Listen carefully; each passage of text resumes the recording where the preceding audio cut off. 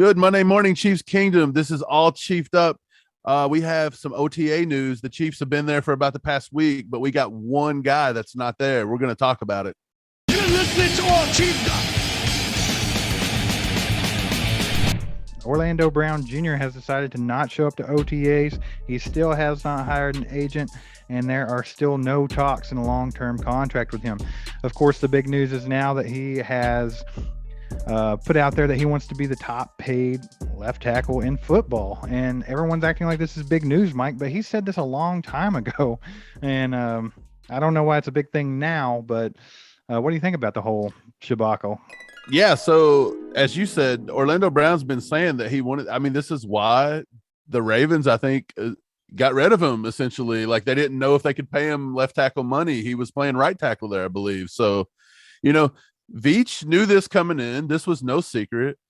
This is kind of like the same scenario that we were going to have if we traded for DK Metcalf that we kept warning people about. You may get 1 year, and then it's like contract extension time. So it's time now to like put up or shut up. And Chiefs camp is divided here on Twitter. Like, a lot of people are saying he's average and mediocre, don't pay him. A lot of people are saying, hey, this guy protects Patrick Mahomes. He's one of the top left tackles in football.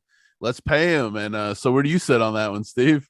So a couple of things with it. Like, you can let him play on the tag this year and prove that he deserves to be the top paid tackle in the league.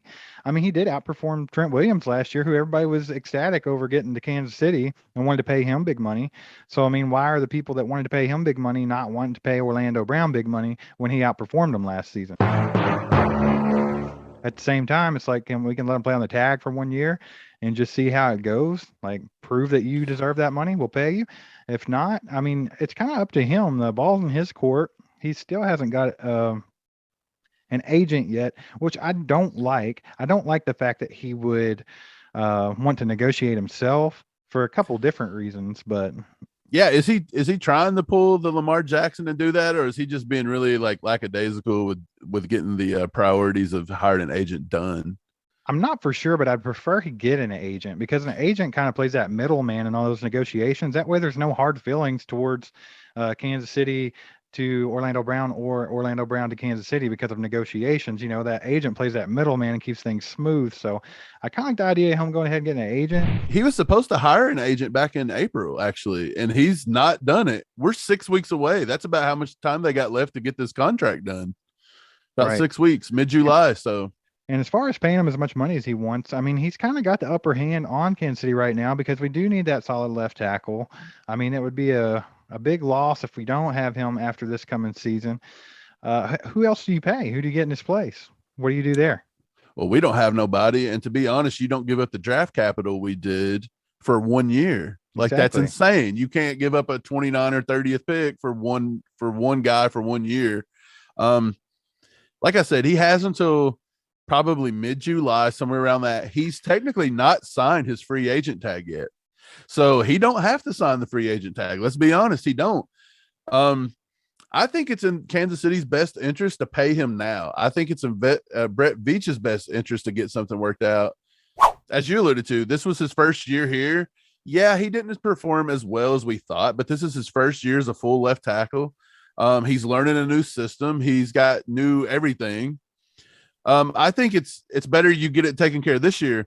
What if he plays on the tag this year and he gels more? He learns the playbook more and he performs way higher than he did this year. Then what are you going to pay him? Yeah, and then what are you going to pay him? Because, I mean, let's get this straight. Like you just said, and that's a popular opinion, he didn't perform the way you thought he was going to. I think Orlando Brown did an amazing job, because he came in, like you said, he's a right tackle. He moved over to the left side. He's in a whole new system. I mean, if you notice, he got better as the year went on. By the end of the year, he was clicking. He was one of the top left tackles in the game. Like I said earlier, he outperformed Trent Williams, who we were willing to pay boatloads of money to. So what makes it different? And like you said, if we can go ahead and wrap this up now, it might be better off than him having a whole season being the best left tackle in football. Yes, because then how much are you going to have to pay him if he performs higher than he did last year? And it's like he had to come in and step in on an offensive line where we started 2 rookies and another guy from free agency, Joe Thuney. But yeah, he's not in camp right now. And I mean, these OTAs are voluntary, and he hasn't signed the free agent, the franchise tag. So he has no obligation to be there. And so that leads me to my next question for you.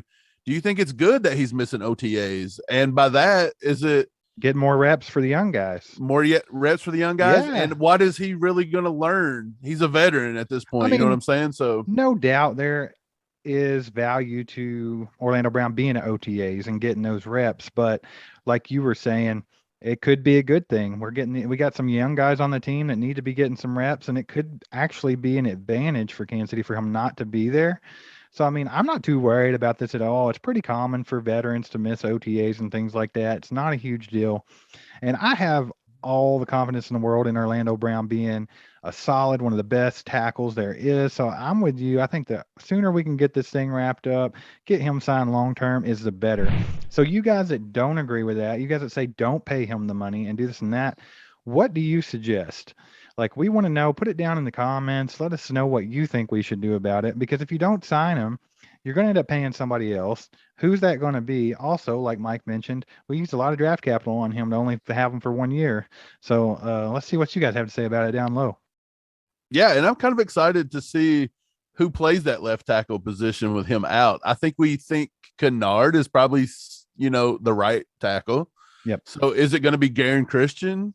Is it going to be Prince? I forget his last name. Winnebago or Winnebago. I call him Winnebago. He's a big crazy. truck, Winoga. I don't know how to say it. And Garen and Prince, those two, Garen Christian was a pretty solid player at U of L. And that pains me to say that, actually, being a Kentucky guy. But, I don't know. They seen something in him. I think we traded. Did we trade something for him? Or did he come over on It wasn't much. It wasn't much. We might have signed him as a free agent. He was actually with Houston last year, maybe. Yeah, I think so. And but I mean, the thing about it is there's no one solid to go on that left side if you don't have Orlando Brown. And that's Patrick Mahomes' blind side. That's what we need to cover the most. So I think it's essential that we get this thing locked up with Orlando Brown and be done with it. Yeah, I totally agree. I don't think the offensive line putting all the effort into it we did last year, giving up the draft capital, hitting on our picks, which is pretty rare to do in the NFL, and to have contributors right off the bat. It's kind of stupid to say just let them go. That's all we got today, guys. Thanks for joining us. If you liked it, hit the like button at the bottom, subscribe, hit the bell notification. We appreciate you being here. Drop us some comments. We will respond to every comment that you guys put down there. We love talking to you guys. You correct us sometimes. You put it in different perspectives. We see things differently. We love communicating with you guys. So put some in the comments. Let's talk about some football. Thanks for tuning in. You've been listening to All Chiefed Up. Be sure to subscribe and follow on all social media at All Chiefed Up.